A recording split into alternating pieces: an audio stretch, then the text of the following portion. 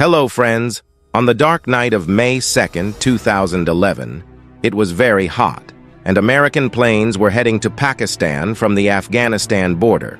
On board was a military team that had undergone rigorous training.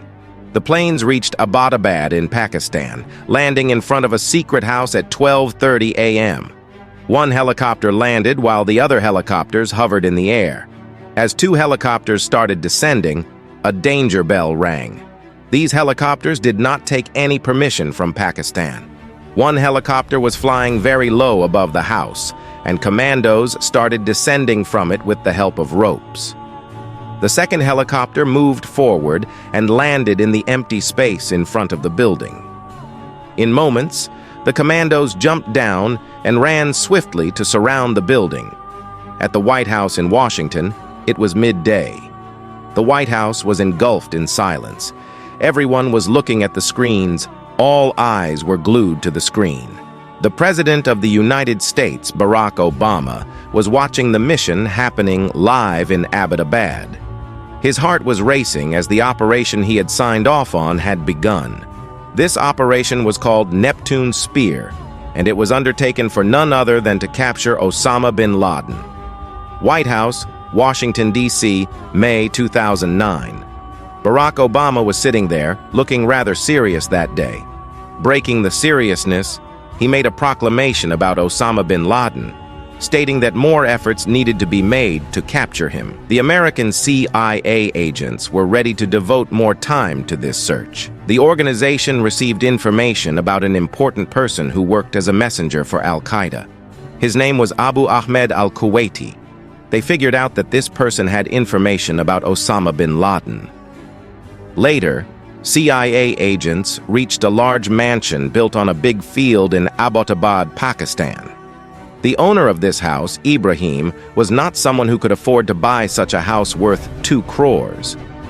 The strange thing was that Ibrahim, the owner of this house, wasn't living there, but rather in a guest house opposite it. There was a balcony on top of this mansion, but it was closed off by a door. Who would open that balcony door? There was no internet connection in the mansion, no phone service, but everything that happened there was being noticed by people working in the nearby field. One person started observing what was happening in the mansion. They named him Pacer. They understood that many children and women were living in that mansion, but they weren't throwing out any garbage outside. Instead, they were burning it inside. They discovered that Osama bin Laden was living in that mansion. When this worker spoke with a CIA representative, he revealed all this information. He wasn't just anyone but an undercover agent working within the CIA network. On March 14th, they gave Obama the first solid information about Osama bin Laden. Following that, Obama organized a high-level meeting where it was decided to kill Osama bin Laden. On March 30th, they got the green signal for the operation. Operation Neptune Spear was not a regular operation. For this, SEAL Team 6 was deployed. This team, equipped with the most advanced weapons, was tasked with eliminating Osama bin Laden. They prepared perfectly for it. Abbottabad, Pakistan, 12:40 a.m. The sky was dark, there were no street lights, and the entire city was asleep. At that time, soldiers aboard the fast-arriving helicopter were ready for the mission. 23 commandos were ready to go. The commandos first broke into the ground floor of the mansion, but no one was there. Then the commandos moved further ahead. They were part of a very significant mission, something that would be remembered for generations. They did something that would be etched in history. The commandos then moved to the first floor, stepping forward slowly, placing each foot cautiously. Everything was dark. They couldn't see anything. Suddenly, they heard some noise, as if someone was there. The commandos immediately took positions, pointing their rifles towards the rooms on that floor. The sound of gunfire was heard from behind the doors. The commandos, in defense, threw grenades.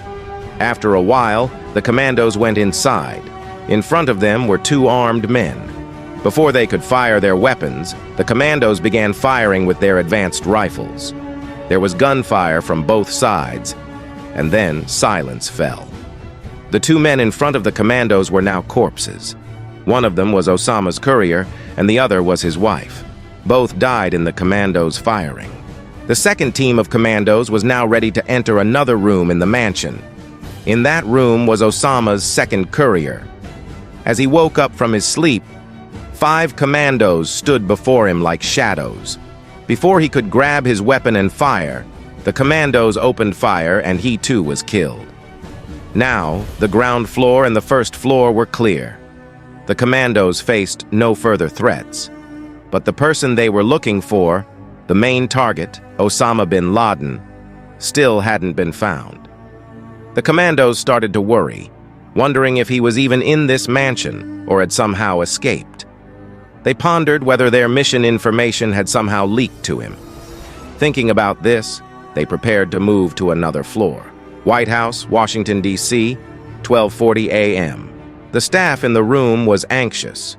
Obama had given the green signal, but it was still uncertain if Osama was really there or not. This uncertainty kept troubling Obama.